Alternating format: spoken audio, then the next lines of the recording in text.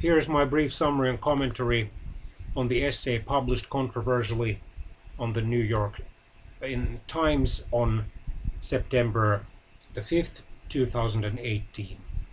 An unnamed individual who claims to be an official of the Trump administration on the one hand claims that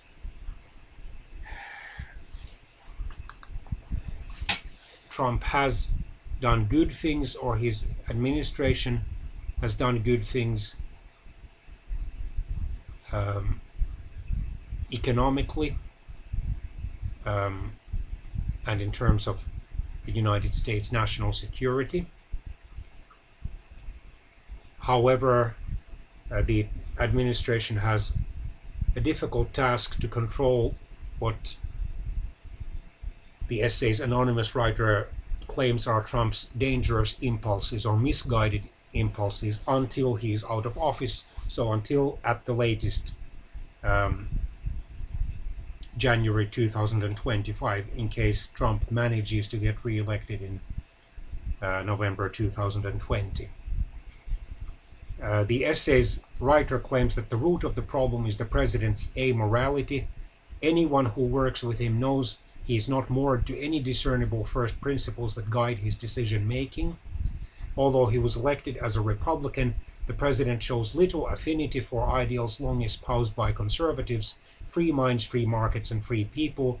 Then the essayist refers to his recent claim that the press are the enemy of the people, an expression that is much more common for the heads of state and heads of government of dictatorships than of democracies to use. As a very sad example, in the Soviet Union, probably millions of people were killed, starting especially with dictator Joseph Stalin's purges in the 1930s as enemies of the people. Then the essayist claims that Trump just can't or won't stay on the topic when he meets other politicians or civil servants, but rather he engages in repetitive rants, and his impulsiveness results in half-baked, ill-informed, and occasionally reckless decisions that have to be walked back. He or she quotes a top official complaining to him or her recently, exasperated by an Oval Office meeting where the president flip-flopped, in other words, reversed himself on a major policy decision he had made only a week earlier. There is literally no telling whether he might change his mind from one minute to the next. However, we should remember that in the 1990s and at the very start of the 21st century, the United States had another president who was accused of flip-flopping on decisions and of compromising on almost anything. His name was Bill Clinton. Then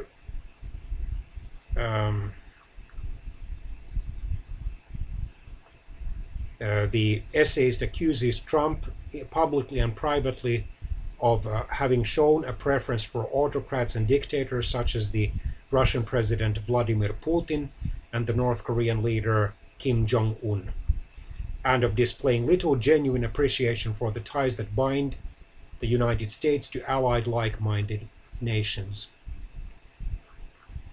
And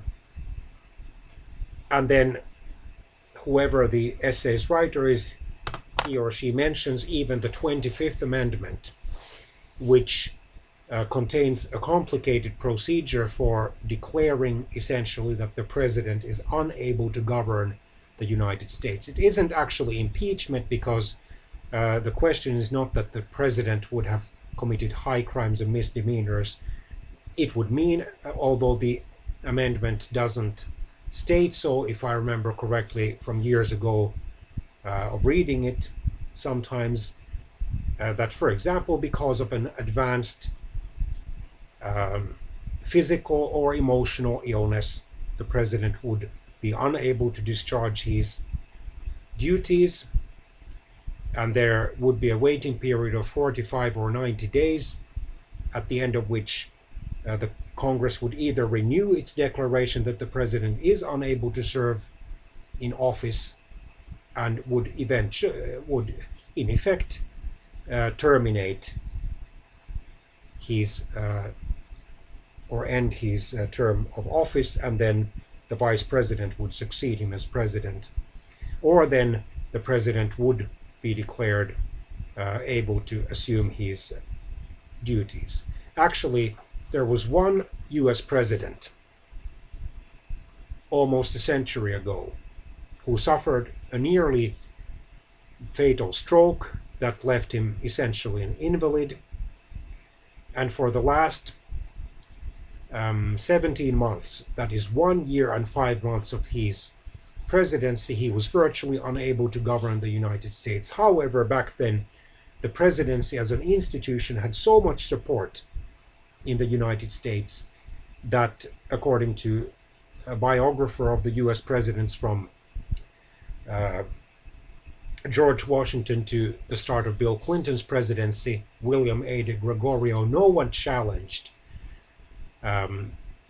this president's right to remain in office despite being virtually unable to govern the country. This president was Woodrow Wilson. But if the internet had existed in at least its primitive form, ARPANET, if the television had already existed, if the press had been much more vigorous and aggressive and critical, then possibly Woodrow Wilson would have been forced to resign.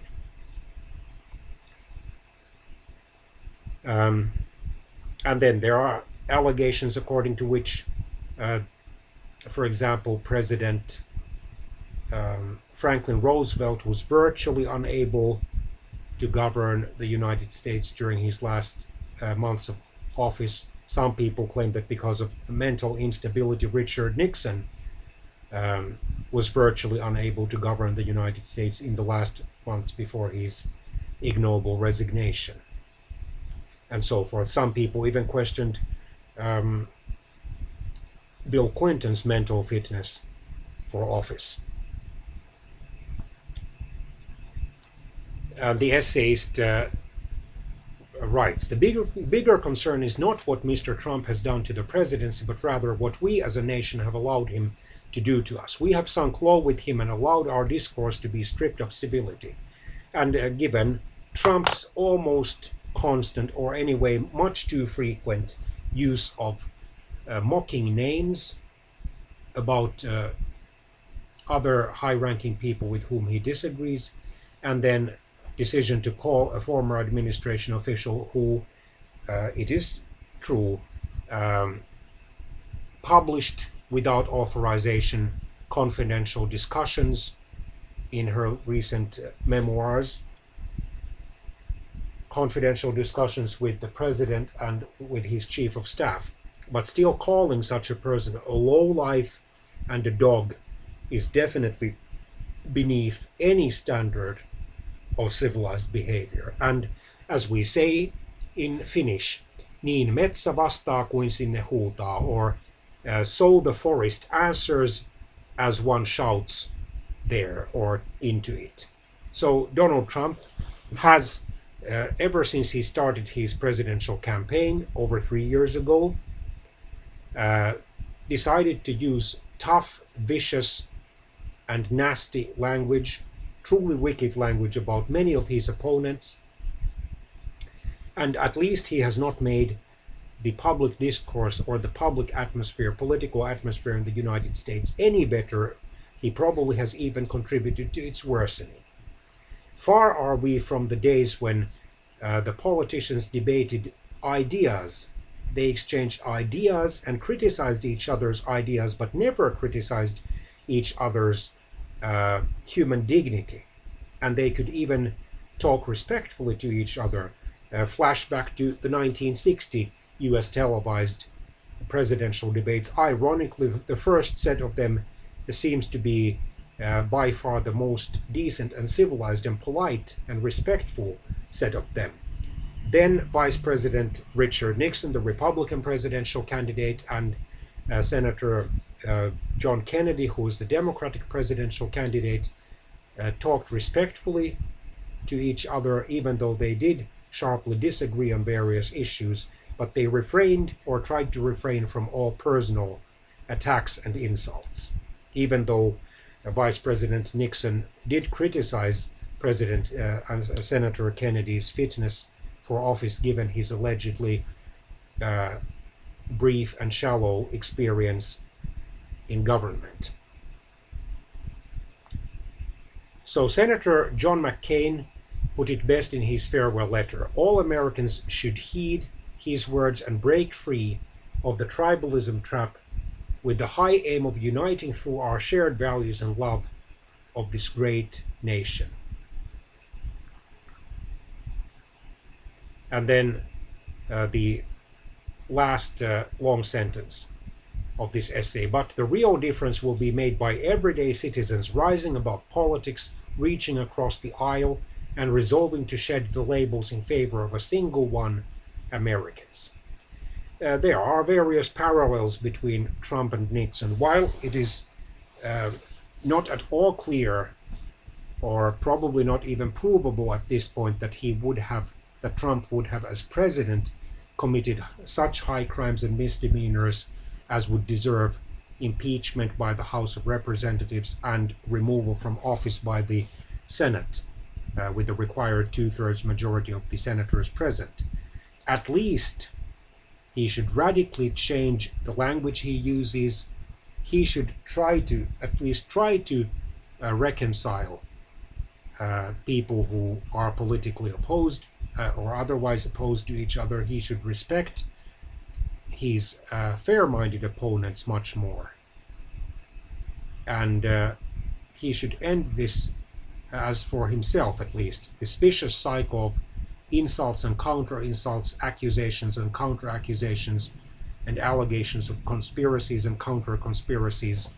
One sad demonstration of this poisoned political atmosphere, partisan atmosphere, is having demonstrators, interestingly, so far at least mostly women, shouting in the Senate Judiciary Committee chamber in Washington, D.C., so that they have had to be removed during the hearings of Brett Kavanaugh, President Trump's nominee to the U.S.